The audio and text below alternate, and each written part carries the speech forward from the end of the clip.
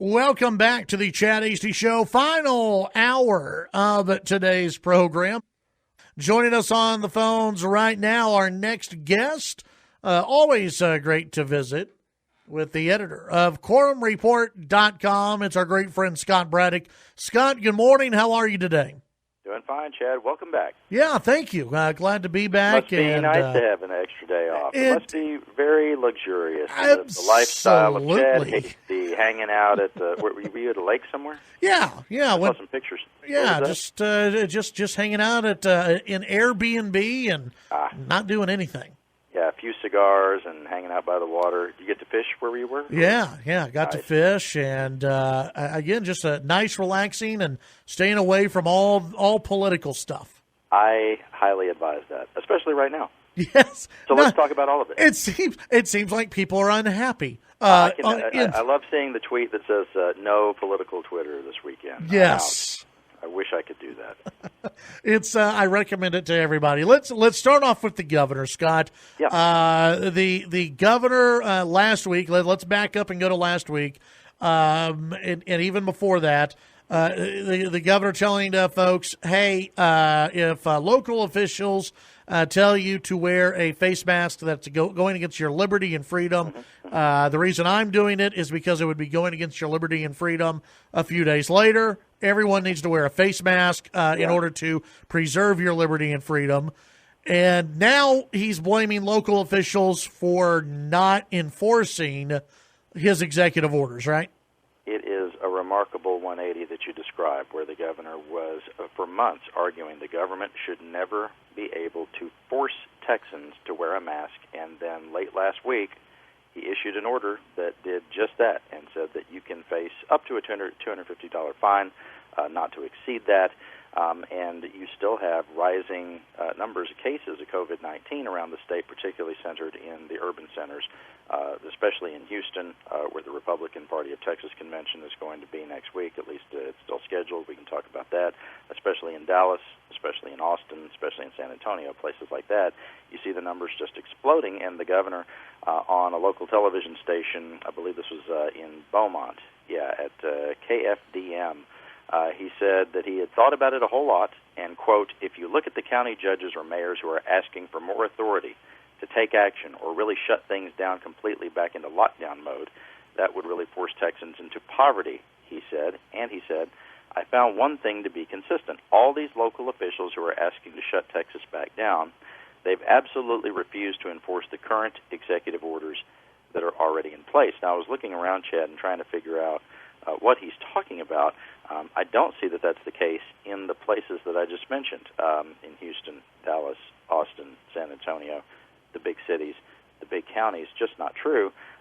They have moved toward more enforcement of the mask order. I know that they're very interested in that, especially in Houston, especially in Tarrant County, where Fort Worth is, and Dallas County and some other places. But I did take a look at some of the suburban counties, Chad, and you may have seen where the Collin County judge had said that he was going to take advantage of the provision in the governor's order that says that if a county judge says so, it's okay for groups to gather, in groups of 10 or more outdoors, and that's a Republican county judge in suburban Dallas, basically, and in suburban Houston in Montgomery County. The county judge there said the same thing. So the only places, I guess the point is, the only place I can find where county judges are taking a more lax view of the orders is in those Republican-controlled areas in the suburbs, but not in the urban centers. And it's been in places like Houston where Lena Hidalgo, the county judge there, a Democrat, has been asking for the authority to shut things down, if necessary, again, in the Houston area. But, okay, let's just say... Fact check, not true, as far as I can tell. But let's just say, okay, the governor is right. Let's just say the governor is right in that these cities are not enforcing his executive orders. How would they enforce the executive orders when police, in the executive order, his own order says the police can't detain anyone for not wearing a mask? Right, and there's also the question of, and we talked about this a little bit last week, the question of whether there's even a record of officers warning you. The way this is laid out, and the governor said this in his announcement, and it's in the actual language of the executive order, is that if the officer sees that you're not wearing a mask, then they can simply give you a warning. That'd be a verbal warning, and there's no record of that. So if you, on the very same day, encounter an officer in the morning who says, son, you need to be wearing a mask, and, you put your mask on and go on down the street, and then you see an officer in the afternoon, and they see that you don't have a mask on, that next officer would not know that the last officer had even done that. So they could just warn you again. So as far as enforcement, it's going to be very difficult. And we should also say that when the governor originally laid out his reopening plan on April 27th, we can't say this enough times, he had said that if you're in violation of these orders, if Texans violate the orders, and that was when he had certain businesses still designated to be shut down, including hair salons and barbershops, he had said at that time the punishment for that would be jail time, loss of license potentially, and fines. And then when a woman in Dallas actually went to jail over it, connected to that, she was in violation of a court order, in contempt of court. Shelley Luther, you remember, the owner of Salon a la Mode up in Frisco. When that was the case, Governor Abbott said, well, basically he said, I never really thought anybody would go to jail over this, and so he reversed himself. And who's to say he wouldn't reverse himself again? I guess the point on that one is that if local officials are, really dropping the hammer on people and enforcing these things, and again, I don't see where they're not doing that, but let's say you're right, that they're not. If they were to go ahead and really enforce these things, who's to say the governor wouldn't throw them under the bus again, the same way he did with that order previously? And when you have an order and you tell people that there's a certain consequence for not following that order, and then the only real consequence is he changes the order when you don't follow it, who's going to take it seriously? That's the position he's in.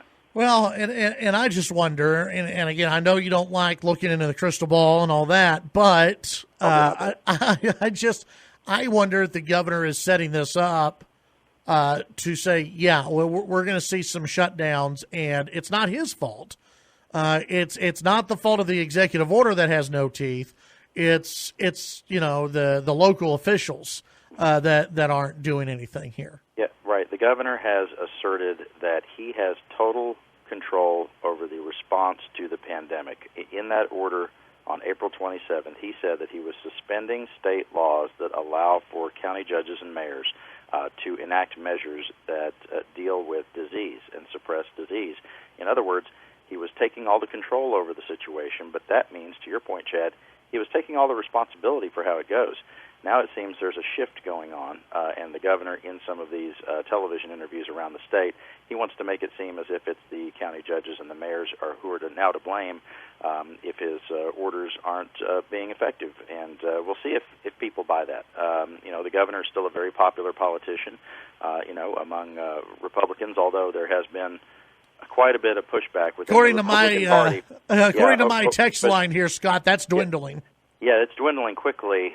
He's got a lot of political capital to spend. I just don't know if, it's an interesting question for the audience. Do you buy the idea that the governor, who took all the responsibility for the pandemic response, do you buy the idea that it's the local folks who are to blame, because it is not going well now? I mean, the pushback has been, Chad, and this would have been a tough decision, but the pushback has been this question: why didn't the governor mandate masks at the time when he said he was going to reopen the state in a phased approach?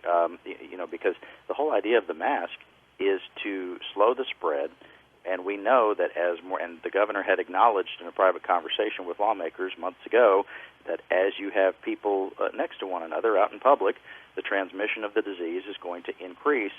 So we do want to, put people back to work. We do want to get the economy going once again, but there has to be a balance in the public health response, which is to say, okay, we're going to open businesses up to a certain percentage, for their capacity, and we're going to say people have to wear masks. If he had done that back in April, do those things in tandem, we might be in a different place now. Scott, we've got State Senator Charles Perry, who is now calling for a special session.